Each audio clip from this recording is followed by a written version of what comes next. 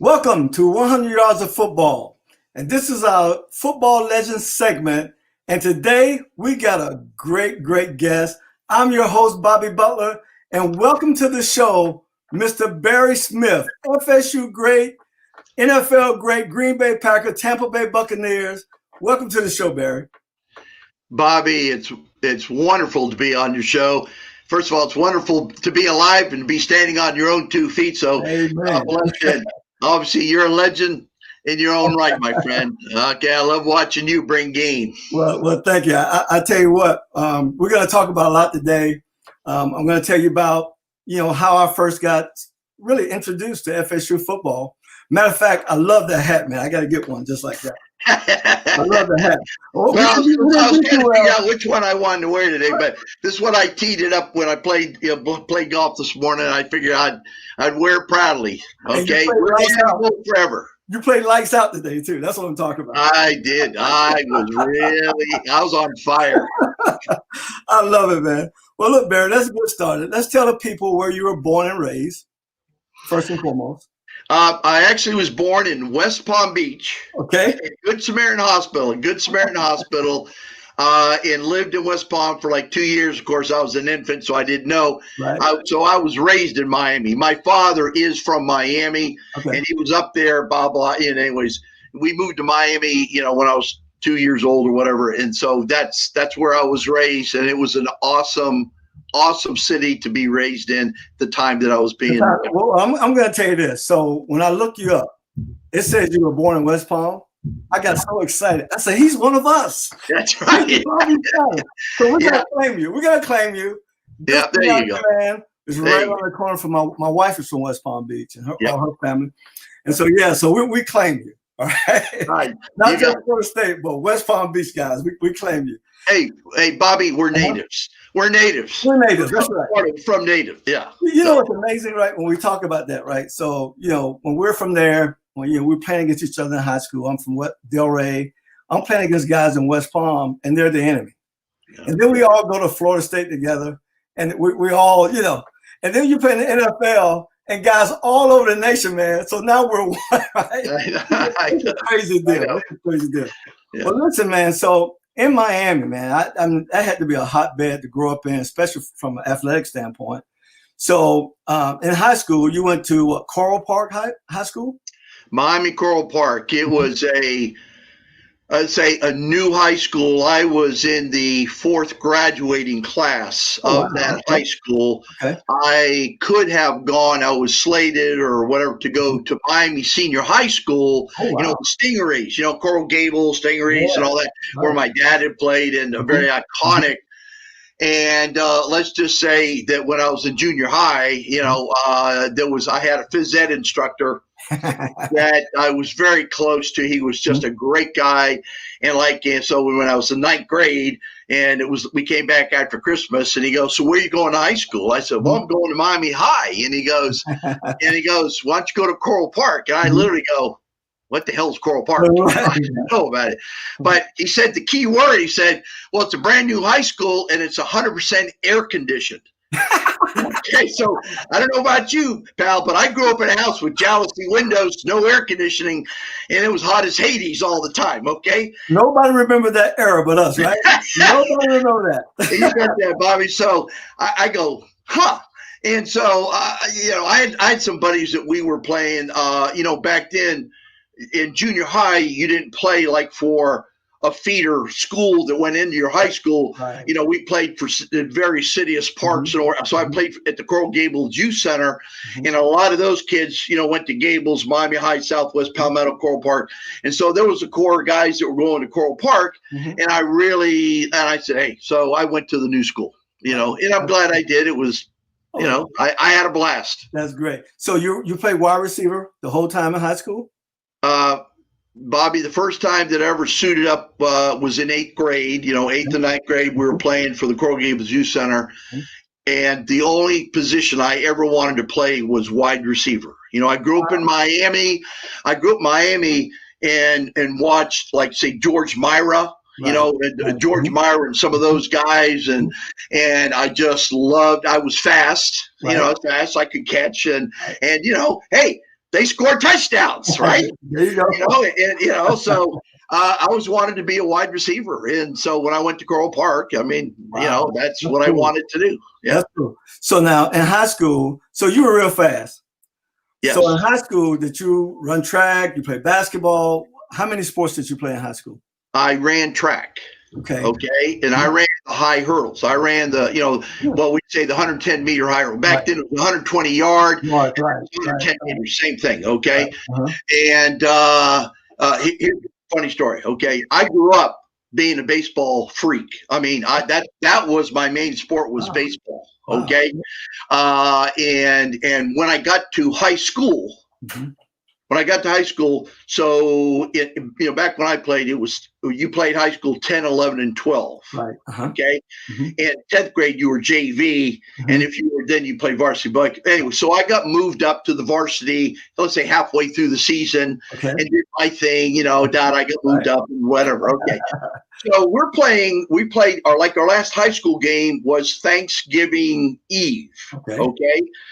Thanksgiving Eve. And, back then you start, we'll say football back August 1, 2 days, and all that stuff.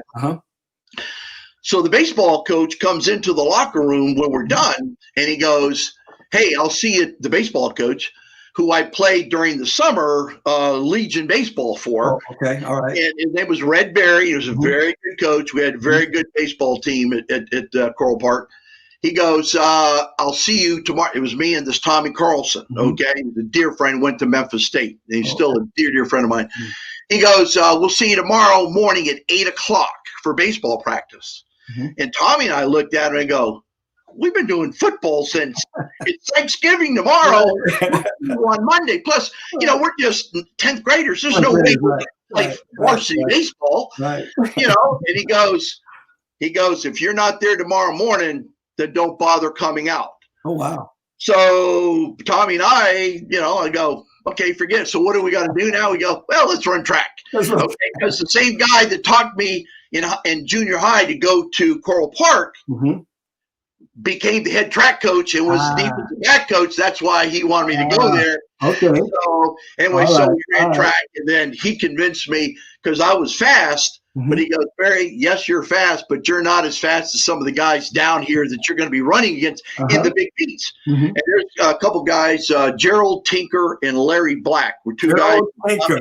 I'll never forget that name. Okay, now understand they're cousins. So one ran at Gables and one ran at Killian. Okay. Oh, wow. Those two guys. So, I graduated in 69. We've all graduated 69 from high school. These two guys were on the United States gold medal 4x100. That's right. In Munich. Yeah. Okay. So they were fast. So, and I could go on. So we had plenty of sprinters that were really badass sprinters. Right. And so as fast as I thought I was, he goes, "Barry, you're fast." But so he said, I have a long stride. I had a long stride, and he goes, "You ought to run the high hurdles." I thought he was out of his mind, but fast forward, I was state champion my senior year. Wow. I was also finished 8th in the country the summer right before I became a senior, rising senior high school. Went to Tom Black track and competed in the National Junior Olympics. Qualified, went up there and finished 8th in the country. So I love the hurdle, but I was a football player first that enjoyed hurdling. Right. Okay? I'm with you. Because I can tell you, everybody else that I ran against, they were all track guys, all skinny guys, skinny guys. Anyway. Well, that's cool, man. So I asked you that question because, nowadays, kids don't get the opportunity to play multiple sports that often anymore because football, basketball, track, baseball is a year-round deal. And I think it's really a disservice to a kid. I agree. I know with me, when I was a freshman, I was a tiny dude. I weighed 130 pounds in the 9th grade, but I played Pop Warner football. It was my last year of Pop Warner in the 9th grade. And I went out for JV basketball, but I got pulled up to the varsity in basketball as a freshman. And so when I look back, I think, what if my basketball coach would have told me at that time, "Dude, you got to leave that football alone. You got a future in basketball." Right. I would have missed the boat completely. Yep. So but I really believe that when you play multiple sports, they help the other sport. No question. First of all, I can tell you from my standpoint, especially running hurdles, okay? Because as a wide receiver, you think about the concentration it takes to run over 10 hurdles, okay? At the same time, you're sprinting at full speed, okay? Because you don't jump them, you run them. You run them, right. You run them, and at the same time, you get guys on either side of you, so that concentration that you can't be, so, it's that concentration of, when you're in a crowd, the DB is knocking your head off or something like that, you're concentrating on that ball, plus your balance, your coordination and all that, and I say my stop-start and being able to come out of breaks at full speed, I like the balancing because I thought the high hurdles were just perfect. Yeah, wow. That's awesome, man. Yeah. Well, I knew you were a track guy. I love track myself, right? And so we'll get into that. So you in Miami, I mean, even today and even in your time, the talent pool in Miami was just so high. Tell me, just give me a handful of names of some of the guys that played football in your time in high school. Oh my Lord! That's, of course, you're talking over 50 years. I got to think back. Well, first of all, you think about Miami Coral Gables. Okay, Miami Coral Gables. They were back in my day, and we had to play them every year. Okay, they were the perennial state champions. In 2 of those 3 years when I was down there, they were crowned the national champions. Oh wow! Okay, they were one of the years. I can't remember. So my junior senior year, they might have only allowed 13 points that they gave up, and that was back then where you played 10 games and you won 3 more and you were state champion. Okay, so they gave up 13 points, and we were excited because my high school, we scored a touchdown against them. So it was that's great. And let me tell you what, Memphis State. Okay, after it was my junior year when they were the national champions in state. The head recruiter from Memphis State goes into the locker room after they were, they won the state championship and said, anybody on the starting offense or defense that wants to go to Memphis State, I got a scholarship here for you right there. Doesn't matter who you are, if you're a starter, right here. Well, that's awesome. That's awesome. So, oh Lord. Well, put it this way, Carlos Alvarez.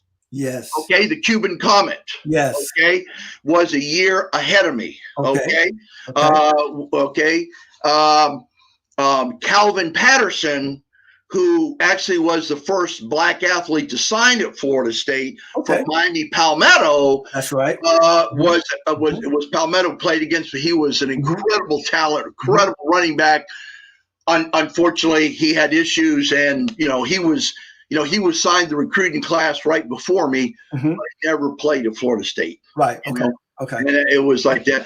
But I could go on. There was an incredible amount of talent. That's all I'm telling you. There was an incredible amount. Bobby, you go through so many All-Americans and all. Think about, just from a track perspective, speed. Why do you think the University of Miami won its 5 national championships when they decided, you know what? South Florida is going to be ours. It's going to be ours, exactly, and own it, right? And own it. And own it. And it's incredible, and it goes on. Miami is such a big city, over I think 500,000 in population and something. That's crazy. And then when you start going north, even though the talent pool is good all up and down the Florida corridor, you start going north and you get to Broward County, Fort Lauderdale. And, they got their own stories there, Dillard High School and Piper High School, Blanchile and Pompano. And I mean, we can go on and on. And then as we go, Deerfield, and then we get in Palm Beach County and you got Atlantic High School. You got Suncoast where Anthony Carter played. And you got Belgrade and Pahokee out there west in Palm Beach County. Just a plethora of athletes, man, just all over the place. Well, again, I thoroughly enjoyed. And now here's one of the things that it was an interesting time, because when I came through, let's say, I started high school in the fall of 66. Okay. But if you back up a few years, so like 7th, 8th, and 9th grade, when you're junior high, because how Dade County, Miami was set up, and you would join there were, let's say, certain park and recreation centers that, okay, I was raised in a predominantly white neighborhood, okay, and was, let's say, in that area, okay.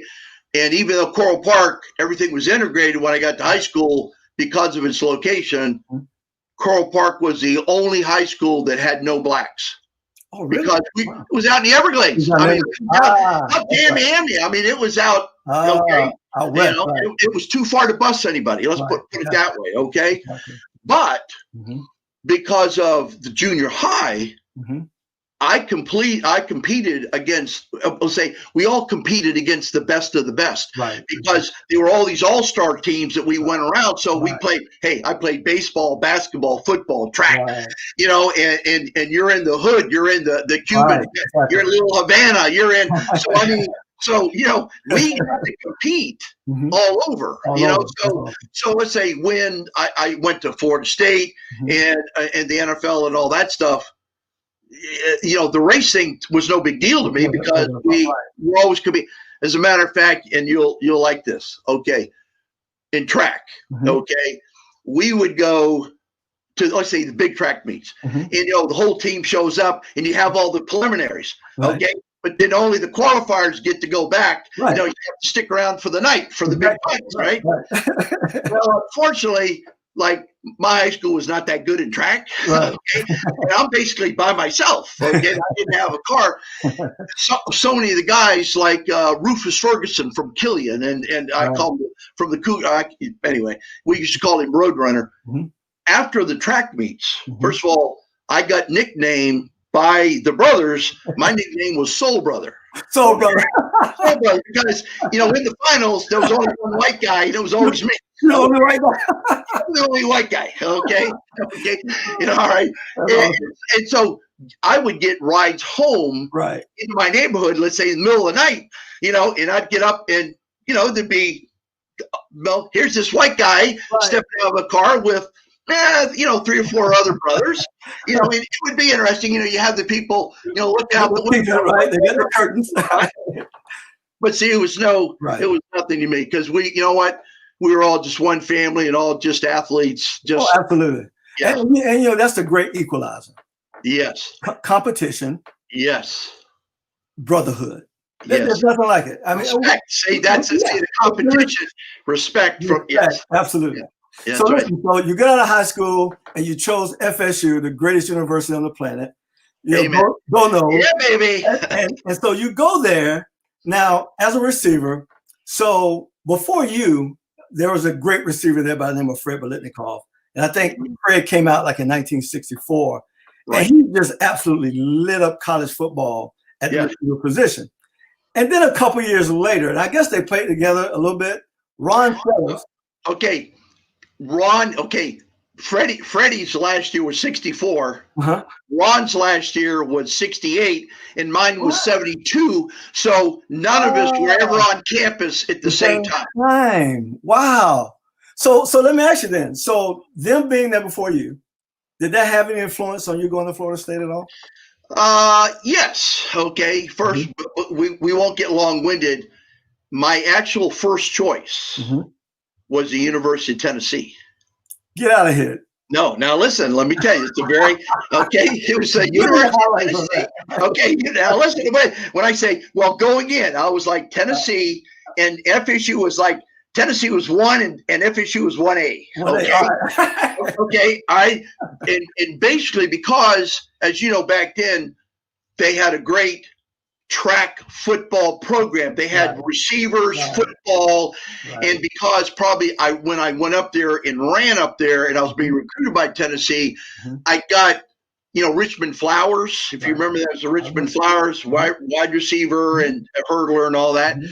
And I was really wowed by it. And let's face it, Tennessee, like Georgia and Florida, Alabama, there was a lot of money and all that stuff.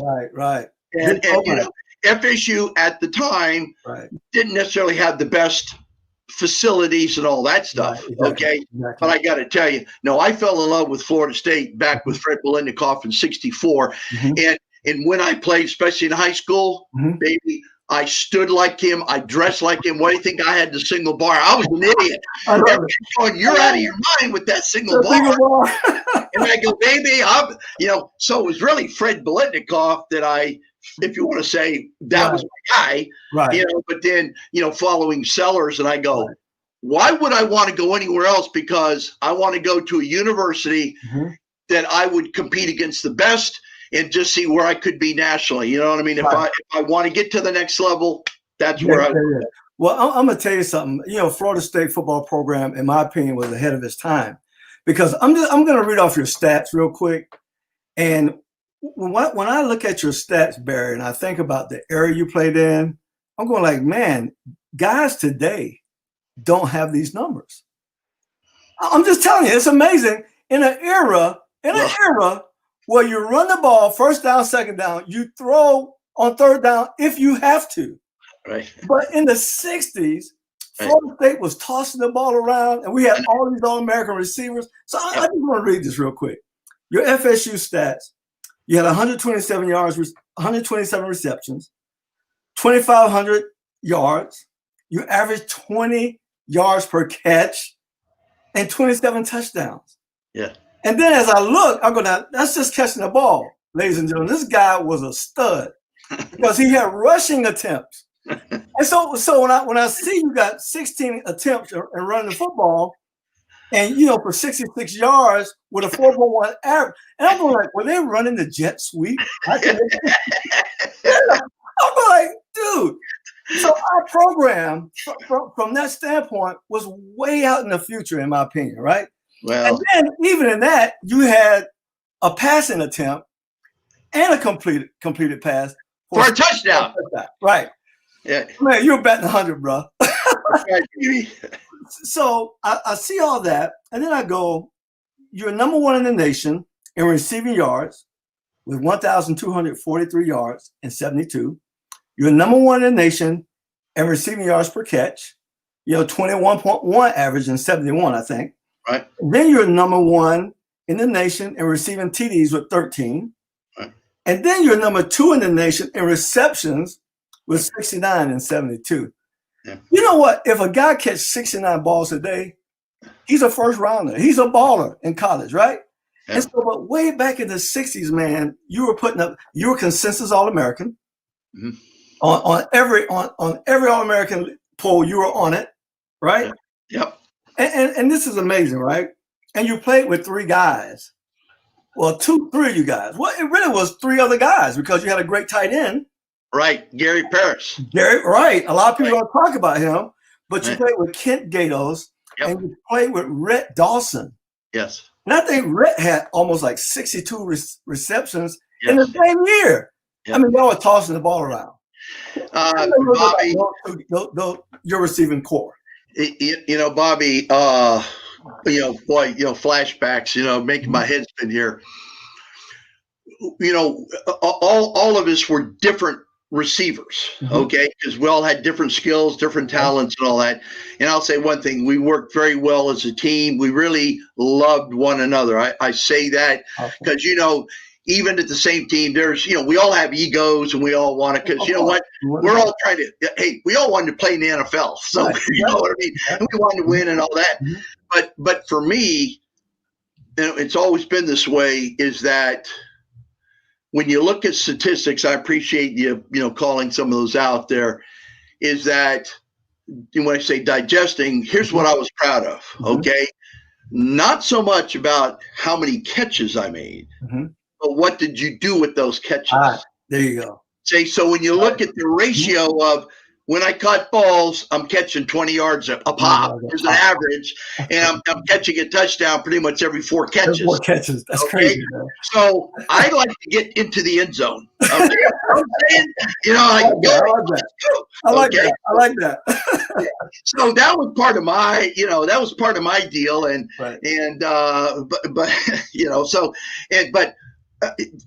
when you say fortunate, that Gary Huff, my sophomore year, Gary played a little bit. Could tell they should have started him. Right. They should have started him. When he did play, he did very well, but they were letting seniors and all that unfortunately really weren't that good. Right. But when he stepped in, Gary was a phenomenal athlete. When I say an athlete, I'm telling you, he could have played a lot of positions because he was fast. He had one heck of an arm, and he was intense. Okay, he was intense, right. Which I love. That I'm a very passionate guy, right. And if we're going to do this thing, let's do it. Well, I'm gonna tell you something about Gary Huff. So I'm a kid in Delray Beach, Florida. Yep. And on occasion, Florida State's playing on the tube. And I played quarterback all through Pop Warner. I started playing Pop Warner football in 1969. Okay. All right. So at that time, I'm going to Florida State. You're doing the Pop Warner. I'm playing Pop Warner, and I'm watching Gary play. I played quarterback. So I'm watching this number 19. Not only could he throw the ball, but he can run the football. Yes. And he was throwing you the ball. He was throwing everybody. And so, and I love, and I can see it today. You guys didn't have the arrow on the spear on the helmet. No. You had the state of Florida on the side of the helmet. I thought that was the grooviest thing, man. Right, because it had the state of Florida with state on it. With state on it. That's my favorite, baby. I got it in here somewhere. I got it. You do? I can find it. I got all kinds of stuff. Man, so I fell in love with Gary Huff. Yep. And even to this day, hold on a second. Yep. Watch this now. I got 3 figurines in here. All right. First of all, I got me, Florida State, number 21. I like that. All right. Then I got my son Bryce when he was at Southern Cal. Yep. Number 19. Nice. Okay. Then I got this guy. Oh, he fell down. Yeah. Number 19. Love it. Gary Huff, right? Love it. So he was always a hero of mine. Yep. And then there's a guy in my hometown named Anthony Penn who I love. I got a chance to, on Friday nights before we integrated high schools back then, to watch him play. Right. And I wanted to be Anthony Penn. So the quarterback position was mine. I love Gary Huff. I love what you guys were doing. It was incredible. So listen, let me ask you a question. Did Steve Harden coach you? Steve Harden coached me in high school. Let me tell you the story. Steve didn't graduate from Florida State because he played with you guys. Right? He was my roommate my freshman year. And I could tell you stories, but well, we lost him a couple months ago, and I tell you, I can't begin to tell you what he means to me in my life. When I couldn't go to see Anthony Penn play at the all-black high school at Carver High in Delray, right, I would turn the radio on and listen to the white high school, which was Seacrest High School. Yeah. And Steve Harden was a quarterback at Seacrest High School. So I knew of him. I never knew what he looked like, but I knew him because he was a stud quarterback in high school. Yeah, he was. And so I had no idea when I walked out at the end of my 9th grade year, I start, my goal was to play JV football, but the JV and the varsity practiced together. And he was my quarterback coach. It was unbelievable. And so I love the guy. I learned so much from him. He got my arm really ripped up. I mean, I could throw the ball with power. Yep. And then he coached me. I was a backup quarterback as a sophomore. I was a starting free safety as a sophomore. I was a starting quarterback my junior and senior year. So he coached me my first year, my junior year as a starting quarterback. And then he left and went to Florida State as a GA. That's right. And then he turned around and came back and said, Bobby, you need to come to FSU. Him and Coach Henshaw, George Henshaw, took me to see Coach Boughton, and the rest is history. The rest is history. So I love him. I owe him a lot in my life. And, lost Barry, some great men this year in my life. Of course, I lost Coach Harden. And then last week, we lost Jack Stanton, who was my DB coach at Florida State. And I did not realize Jack had passed away. I'm sorry. He passed, man. It's tough. And I'm 61. And so I guess as we get older, we're going to see a lot of guys. 69. Yeah. We're right behind each other, right? Yeah. So listen, back in your day, there were some bigger things going on at the university when you got there. And, we were going through the desegregation process. And FSU was in forefront of that as well. Yes. Tell me about. Very proud of that. we talked about the couple guys who were there before that didn't make it, but in your group, we had 4 guys. Yes. And Bobby Anderson, who you talked about briefly. We had Charlie Hunt. Yep. C. Hunt. C. Hunt. Yep. We had Eddie McMillan. Eddie Mac, Fast Eddie. And J.T. Thomas. Now, those last 2 guys, now I tell people this, and this is the truth. I want America, if America is listening, to hear this. J.T. Thomas and Eddie McMillan started DB University. That's right. Hands down. God bless you for knowing that. Yes. Hands down. And so everybody always come to me because I play for Coach Boughton. Yes. And they want to start in the Boughton era. Well, we can't do that. We had a lot of great. Hey, listen, Peter Ward could be the best receiver ever played at Florida State. Yeah, he's a stud. But the best college wide receiver trophy name goes after Fred Biletnikoff. Hey, no argument. No argument. We got a lot of studs to come out of Florida State. That's right. And so, so tell me about that time with those guys and the transition to desegregation. Wow. As you said, it was a very intense time in our let's say our nation, because not only you had the integration, desegregation integration, you had the Vietnam War that was going on, you had the sexual revolution that was going on. Right. You know, there was and of course, I guess the drug culture was starting to ramp up, and it was a crazy time. Right. Now, one, I'd say I'm very proud because those 4 gentlemen that you named are 4 dear friends of mine to this day. Okay. That's awesome. And I think here's what was kind of cool, and hang with me for a minute. Okay. In 1969, there was, we as freshmen could not play varsity. It was just JV.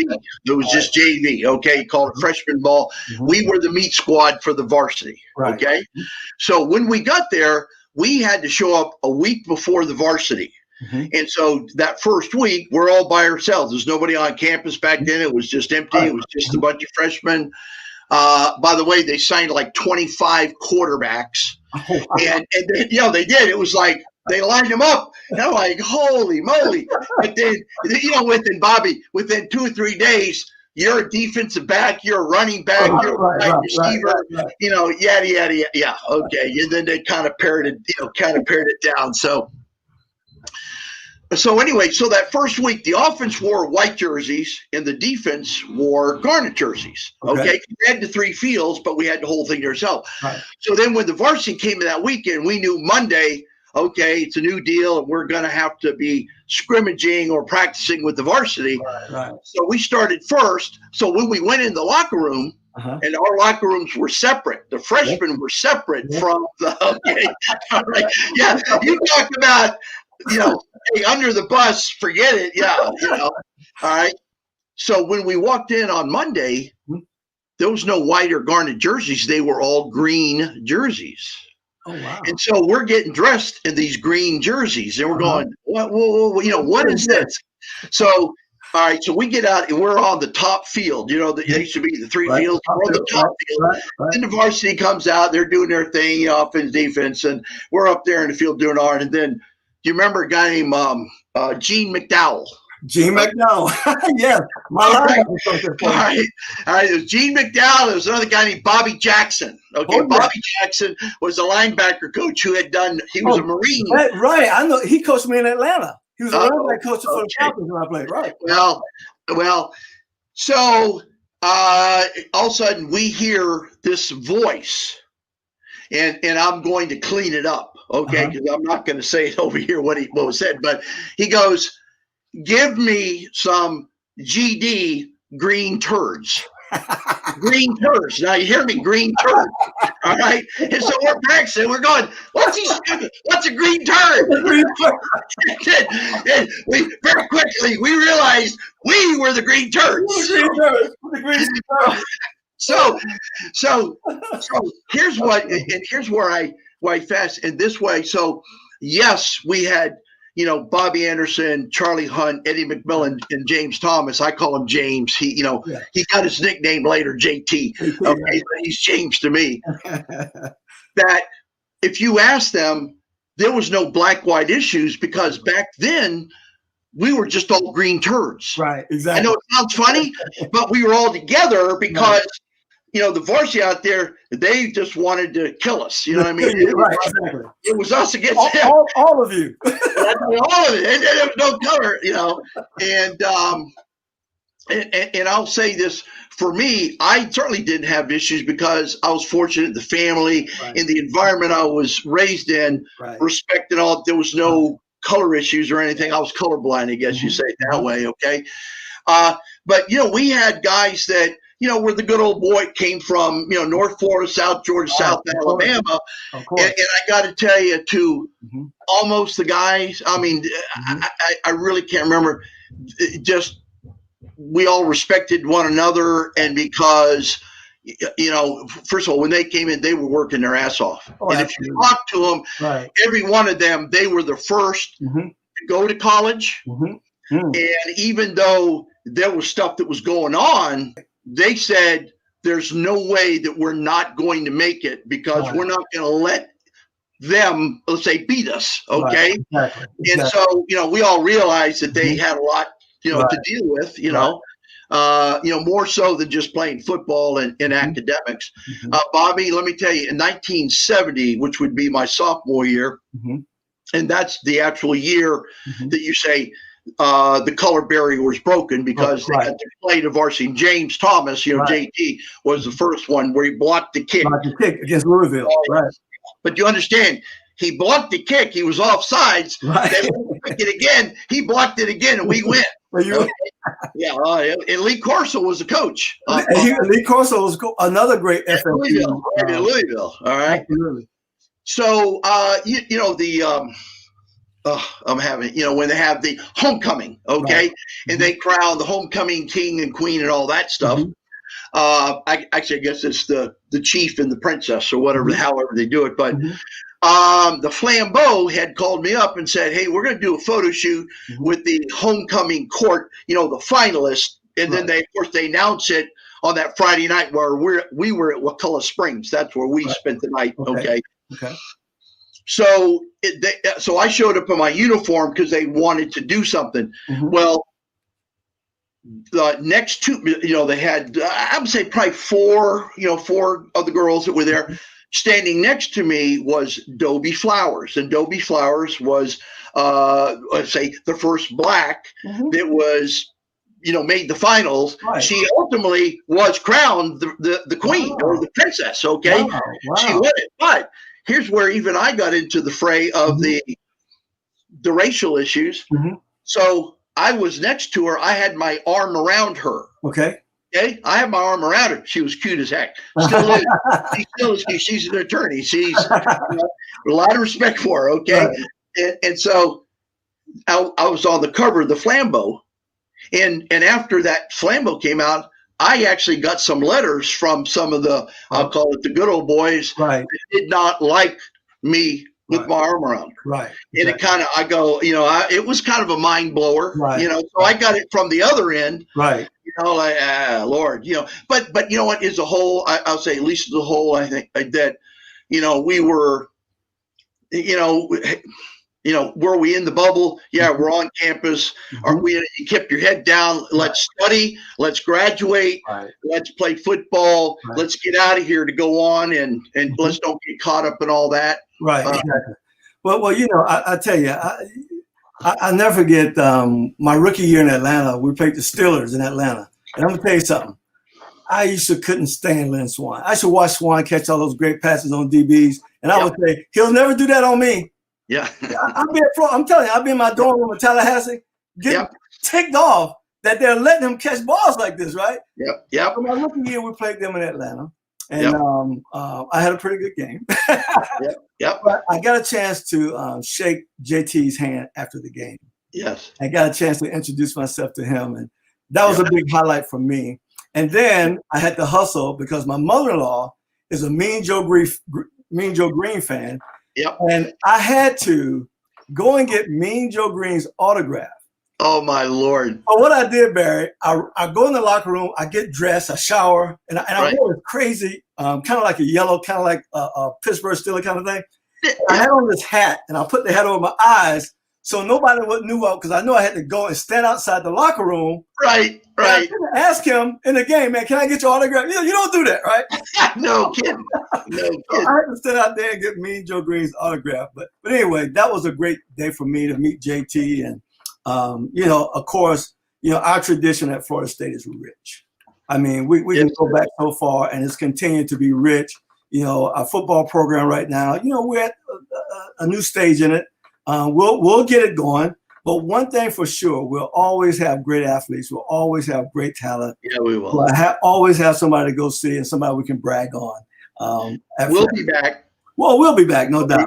We'll be back. So I think Norvell's got a lot to deal with. He's got a lot to deal with, and it's a different time. Yes, it is. It's a different time, and so I wouldn't want to be a coach today because I still got the old school mindset in me. Anyway, that's a whole other story. I'm with you. So listen, Barry, man, thank you for being on the show, man. You've always been a gentleman. Every time I get a chance to meet you and spend time with you, and you've always been willing to talk and share. Because I'm a guy, I love stories. I like to hear about the old. A lot of my friends say, "Why are you always?" I said, "Listen, that's the best time of my life. That's when inspiration stirred up." And another thing, I'm gonna say this before we close: we lost Gale Sayers today. I saw that. The first time I said, I got to tell you this story. When I was 9 years old, me and my dad were watching Gale Sayers play. And of course, he was all over the place. And it was the most exciting thing. My dad was in his chair screaming and hollering. And I said that day, Barry, no joke, that's what I want to do with my life. And I go to my room. Nobody told me to do this. I go to my room, I get a piece of paper, and I write down, I am a professional football player. I was 9 years old. And that man inspired me. And I had an opportunity to meet him when my son Bryce was playing the Army All-American game in 2008. And he was the keynote speaker at the banquet. And me and my wife were sitting to the table. And I'm looking at the program. I said, "Oh, Gale Sayers is a keynote speaker." And so somewhere in there, I said, "Well, I got to go to the bathroom." I went to the bathroom. I walk in the door, and Gale Sayers is washing his hands. No, in the bathroom. Yep. This little 9-year-old boy, all of a sudden, Mr. Sayers. So I had a chance to talk to him. I told him my whole story. And he was a giant of a man. Really accomplished. And his style. Kids today don't know him, but I'll say, look, go look at Barry Sanders, and you'll kind of get an idea of what Gale says. Well, listen, thank you again, buddy. Hey, people, Bobby, God bless. Thank you. If you like the show, like it, subscribe, comment on it. This is 100 Yards of Football. This is our legend segment with the great Mr. Barry Smith. Barry, thank you again.